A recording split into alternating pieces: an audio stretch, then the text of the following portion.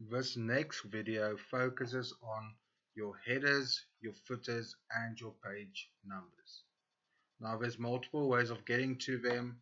Here we have our insert tab, and you can see here on the right side we've got headers, footers, and page numbers. Or you can double click with your left mouse button in the header space. If you double click here, you will see that we now have a header and footer slide or tab that opens up.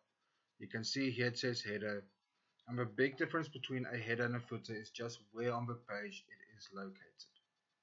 Now if we were to go here and say header, and we can select either one so that we can fill in, we can see here this one is banded with a document title, this one has a nice facet on the left or right side, and so forth.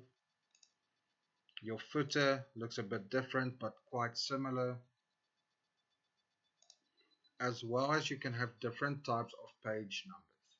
So you can have them at the top of your page where you've got things like your plain, your page X, which just tells you, okay, this is page 1, page 2. You get your X of Y, which just tells you on what page are you currently of all the different pages in your document. You get brackets and so forth. And you can say, should it be at the top of your page, bottom of your page, in your page margin, or the current position one will take the ones depending on where your mouse cursor is.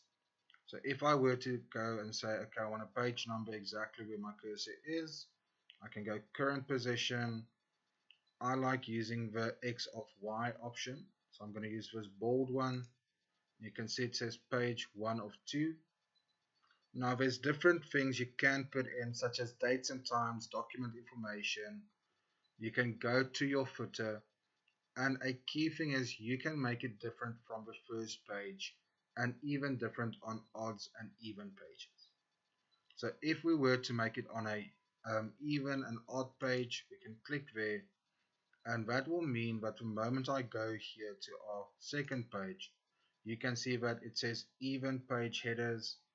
I can go page number, say top of page, and this one I'm going to say bold number 3. You can see there. And if I were to then create a new page here at the bottom, you can see that it's on the left side again, and it's 3 of 3. Now your headers, your footers, and your page numbers work similar. So depending on what your need is, you can adapt them.